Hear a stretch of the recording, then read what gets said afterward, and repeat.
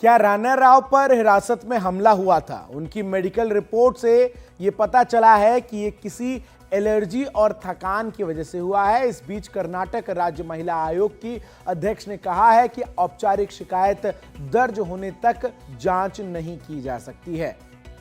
तो जिस तरीके से ये पूरा मामला सामने आया है, ऐसे में कई बड़े सवाल भी खड़े हो रहे हैं और सबसे बड़ा सवाल यही है कि क्या राणा राव पर हिरासत में हमला हुआ है, क्योंकि उनकी जो मेडिकल रिपोर्ट आई है उससे यह पता चला है कि किसी एलर्जी या फिर थकान की वजह से उनके शरीर पर यह निशान है। इस बीच कर्नाटक राज्य महिला आयोग की जो अध्यक्ष हैं, उन्होंने कहा है कि जब तक इस पूरे मामले में औपचारिक शिकायत दर्ज नहीं होती तब तक जांच नहीं की जा सकती है। शिकायत के बाद जांच की जाएगी। तो सवाल ये उठते हुए नजर आए कि राणा राव पर हिरासत में हमला हुआ है। कुछ और मेडिकल रिपोर्ट जो है इस पूरे मामले में सामने अभी आना बाकी है, लेकिन शिकायत के बाद ही जांच होगी, ये भी महिला आयोग की तरफ से स्पष्ट कर दिया गया है। जिस तरीके से राणा राव को डीआरआई की हिरासत में 3 दिनों तक और रखने की इजाज़त कोर्ट ने दी है और आपको बता दें कि कोर्ट के समक्ष ये अपील की गई थी कि उनसे पूछताछ करना बेहद ज़रूरी है इस पूरे मामले को लेकर। जिस तरीके से वो एक अहम कड़ी बनती हुई नज़र आ रही हैं, ऐसे में ये देखना दिलचस्प होगा कि जो आरोप लगाए जा रहे हैं उन आरोपों को लेकर जब जांच सामने होती है तो क्या निकल कर आता है। निहाल किदवई हमारे एडिटर साउथ तमाम अपडेट्स के साथ इस वक्त हमारे साथ जुड़ चुके हैं। निहाल, पूरा मामला क्या है और किस तरीके से इस मामले में अब नया मोड़ आता हुआ नजर आ रहा है इन मेडिकल रिपोर्ट्स के बाद? देखिए, एक तस्वीर आई जब डीआरआई ने राणा राव को गिरफ्तार किया था उसके बाद की, और ये तस्वीर डीआरआई के कस्टडी की है, यानी डायरेक्टरेट ऑफ रेवेन्यू इंटेलिजेंस के। इस तस्वीर को अगर आप देखें तो आंख के दोनों ही तरफ एक धब्बा नज़र आता है।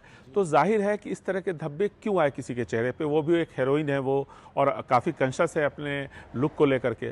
तो सवाल निश्चित तौर पर उठे थे, लेकिन जो मेडिकल रिपोर्ट आई है उस मेडिकल रिपोर्ट में किसी भी तरह के 3rd डिग्री टॉर्चर की बात सामने नहीं आई है। क्योंकि जब कभी भी किसी की कस्टडी पुलिस को दी जाती है या उसको न्यायिक हिरासत में भेजा जाता है तो उस वक्त दोनों ही हालत में, भेजे जाने के वक्त और जब कस्टडी वापस आती है, दोनों ही हालत में मेडिकल रिपोर्ट करवाई जाती है। और मेडिकल जब करवाया गया था तो उसमें इस तरह की कोई बात नहीं आई। तो सवाल ये उठा कि आखिर ऐसा हुआ क्यों ये दोनों धब्बे नज़र आ रहे हैं। तो इस बारे में पता ये चला कि वो एक तो लगातार सफ़र कर रही थी, इससे वो थक गई थी। दूसरी बात, किसी एलर्जी की बात कही जा रही है, कुछ एलर्जी है जिसकी वजह से ये धब्बे सामने आए हैं और वो साफ तौर पर दिख भी रहा है। और दूसरी बात ये है कि अगर यहाँ पर राणा राव पर किसी तरह के 3rd डिग्री की बात होती तो कोर्ट के 2 दिनों के प्रोसीडिंग में मैं वहाँ पर मौजूद था। कल जब उनकी कस्टडी दी गई डीआरआई को 3 दिनों के लिए, उस वक्त भी राणा राव तकरीबन आधे घंटे तक अदालत में मौजूद थी।